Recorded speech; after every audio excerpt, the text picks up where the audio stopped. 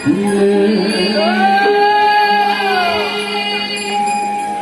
mau?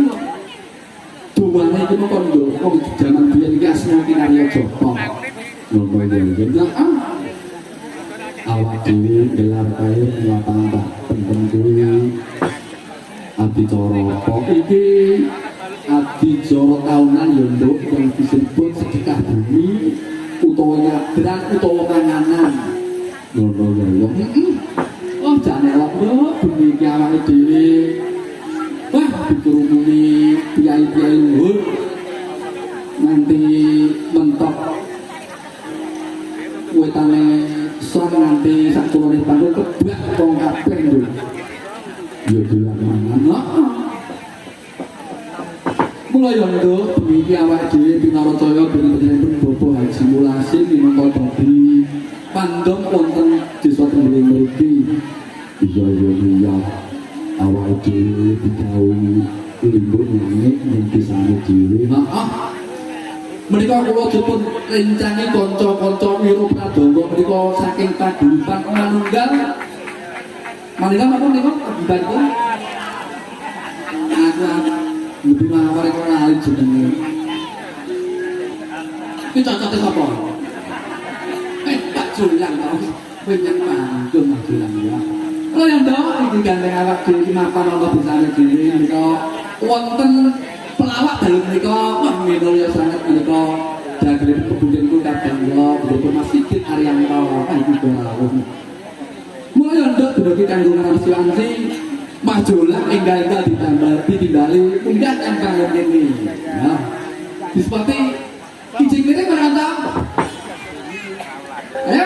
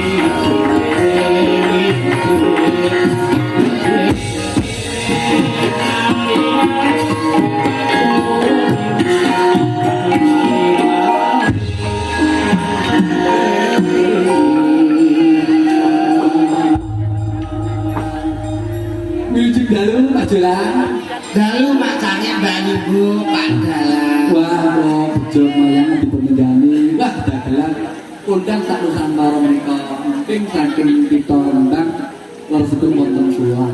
Iki leres Pak. Kula pokoke mriki piye wae kahanan apa ae mriki tak bukti. Oh nggih. Bengi iki dalang-dalang kurang dagelan. Nggih, leres iki wonten 7 gon. Ngoten lho. Lah detail kuwi dalang-dalang begini iki kula abekan, kula penting kinting mriki. Oh, ngoten Mas Julan. Nggih, ora luar biasa ngono iki ora. Pripun? Mergo kono-kono ki minta kon. Pasti. Oh, ngoten. Luar biasa. Sing kabejan mboten panjenengan sarasan, mboten kanca-kanca yoga dagelan lan sinden sarasan mboten. Bakul melu kabejan.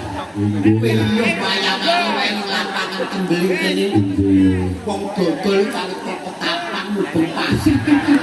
Iya to pasar. Iya. Padahal iki bujang. Parkiran sesek nggonku mau tak parkir nggone SD Tembeling ngono. Aku mriki mau muluk bakul apa mau disuruh. Ora masalah, sing penting awak dhewe bagian manganan wonten tlatah mriki.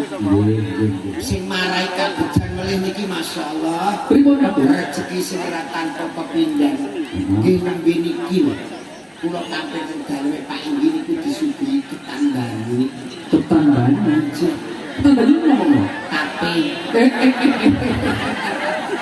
jan ya menang letik kan biasane kula munggah panggung iku dimbarno kaya bakul dondong niki wau dirak hansip 33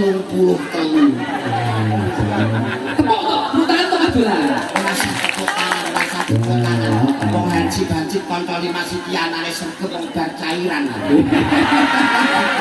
dan infore dan ya Pak ya aku wis golek info kono-kono lho ngono ku ana kancaku 5 pripun wis kae ora kandha bojone iki kok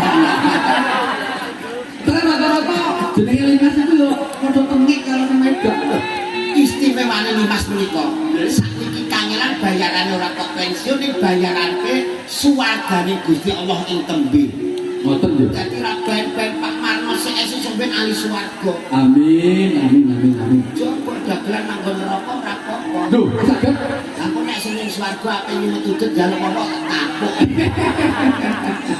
ya awake dhewe iki luar biasa iya Pak Lurah Pak Carik sedaya perangkat lempak ngoten ayo dadi ningali wayang sing melok yoga-yoga iki ayu nggih sing kula heran tur kula niki keperanan kesejahteraan masyarakat mriki terutama kanca-kanca hansip sing putri niku wah hansip berbobot